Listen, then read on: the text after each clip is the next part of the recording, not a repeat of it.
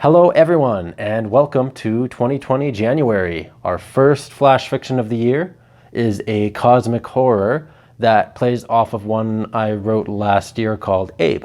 It's a standalone sequel, so if you want to check it out, it'll be in the link in the description somewhere, whether it's YouTube or the blog, wherever you're reading this or listening to this. So, let's jump into it. This one is called Panpsychism. Conspiracy theories are fun. People believe some of the wildest things, which makes it so easy for the rest of us to write them off as crack monkeys. Conspiracist evidence is contradicting or vague. Most of the time, the true answer will never be found.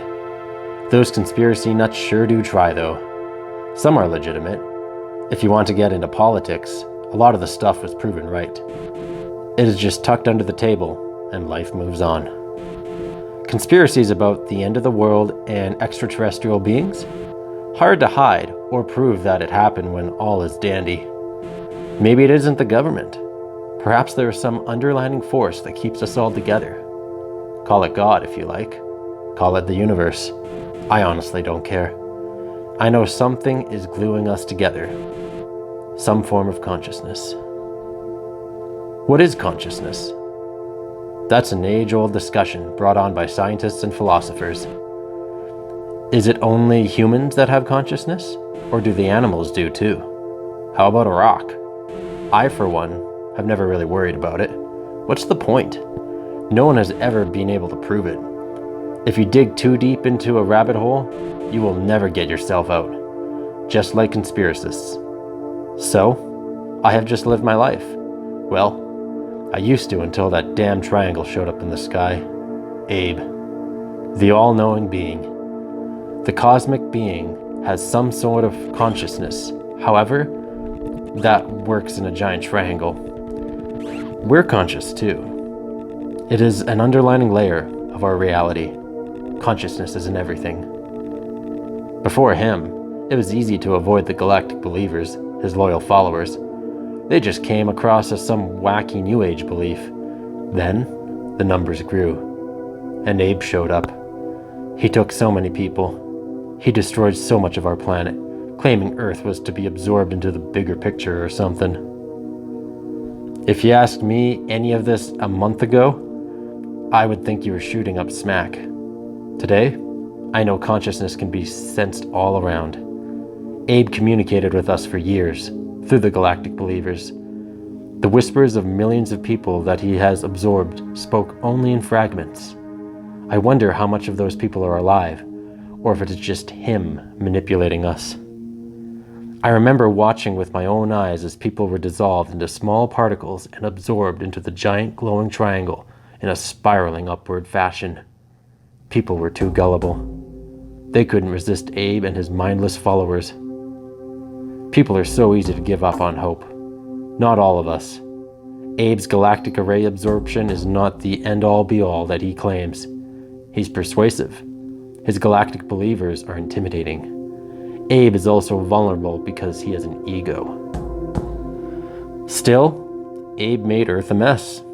When he was initiated the Galactic absorption, he took his Galactic Believers and those who were unable to resist him. Part of the planet had been completely torn apart. I thought that something about us resisting saved the planet. I was there when my wife was dissolved.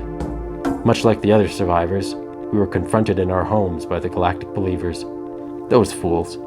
They became one of the many particles that encompasses a triangle. Not me. Blind luck? I am no professor at some university. I'm just a mechanic. Odd jobs, you know? A bit of a science geek, but that was all. Thankfully, common sense isn't bound to any sort of class. That is why I believed I resisted Abe. That is why others did too. I wish I could say the same about my wife, absorbed into the Galactic Array. A part of me just wanted to give in. Let Abe take every atom from my body so I could be with her again. Even after the absorption, I was positive I could hear her. For all I knew, it was Abe talking to me, wanting me to give in. Thinking about this stuff can drive you crazy, like the concept of consciousness. So I just don't overthink it. I hid for days. Abe remained in the sky during the time as the upward spiral of matter moved towards him. His essence, or power, crumbled all. I was frightened. I didn't move. I even pissed my pants, so scared of making any sort of movements. What a coward. On the bright side, lying under a car for days is a great method to lose weight. That didn't matter though, since Abe brought humanity into a new dark era. I had grown weak. The lack of food and lying in my own disgusting filth was driving me insane. Thankfully, Abe's absorption stopped. It caught my attention, and I got up from under the car. The spiraling particles remained stationary mid-air, like a time capsule. I didn't believe exactly what I was looking at. I don't think anyone did. In the midnight sky, the giant glowing white triangle hovered above the planet, frozen. Well, in front of North America. I wasn't sure what the other side of the world was seeing. Then, I saw other people come from under the rubble. I remember seeing one gal. Her eyes were puffy, probably from crying as much as I. Hundreds of people started to appear from under the remains of the city. We didn't know what to say or what to do. Abe, the entity that was surely going to bring doom, remained motionless. Who dare prevent the natural order? Abe's voice projected in my mind. By the look of everyone else's face, I think that bastard was talking to them too. We watched in awe, waiting to see what happened next. This planet is mine. The atoms that are treasured here must be brought into the Galactic Array, Abe spoke. Some guy in front of me turned around to look at us. He pointed towards the giant triangle. He cannot absorb us. We have resisted him. How? Shouted a woman. We must be special, the man said. Our mind or DNA, something. I prayed, a man said, his voice trembling. God answered me. He answered us all. Before anyone else perked up, a pulsating wave erupted throughout the landscape. I felt it to my core, holding onto my chest, as the force moved through me. I almost toppled onto the ground, but managed to remain stationary. Another wave pulsated, knocking me to the floor. People screamed. I landed on my ass and didn't bother to get up. The particles falling from the sky had my keen interest. Abe's spiraling absorption began to crumble. The matter began to move back down in a reverse spiral. It was as if everything was being rebuilt. I didn't believe it. No one did. I don't even think Abe believed it. Who defies me? Abe shouted. This was the angriest I've ever heard the triangle talk. The prick was always so well composed. About time he was shaken up. You do not belong here, came another voice. I got up from the ground, trying to pinpoint where the voice came from. This one was external, unlike Abe's. It was all around. Abe's glowing form began to shake violently. Parts of the triangle began to crack like glass. All clouds blew away as the sky itself began to distort, rippling like water. I think. I really can't describe this to you.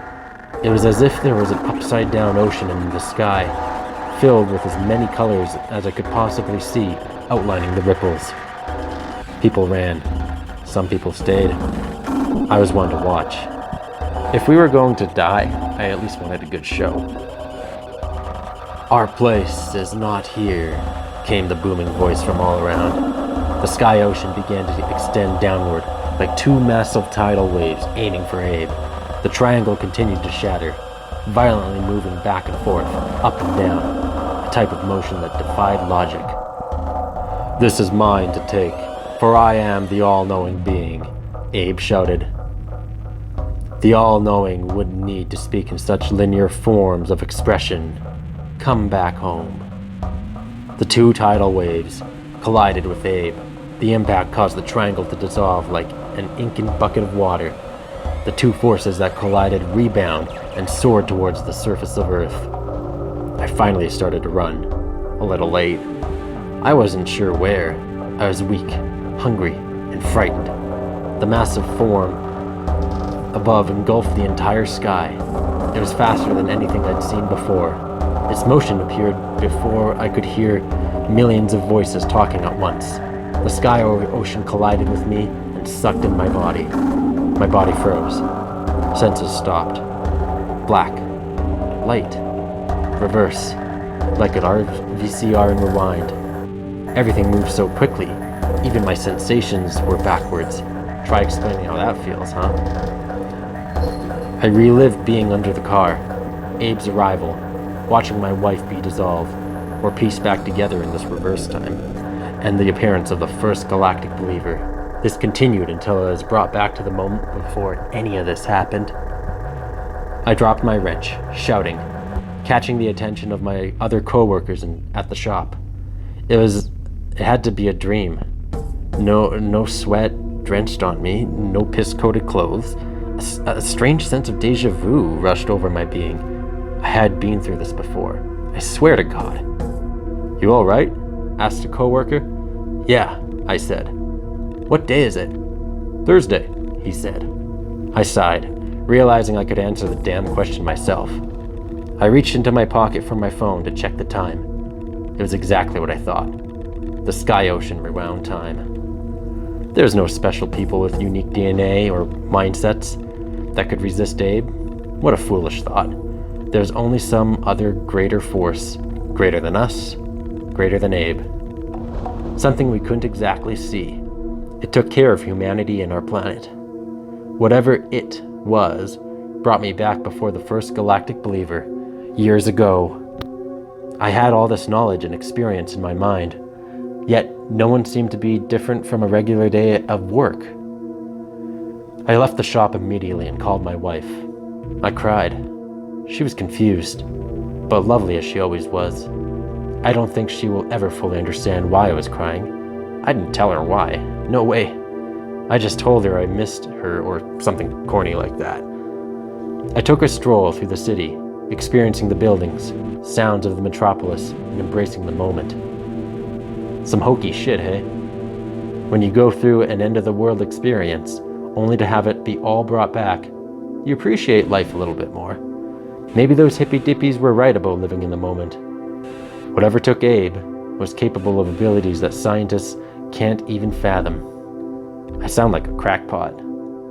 The years went by, the Galactic Believers never arrived.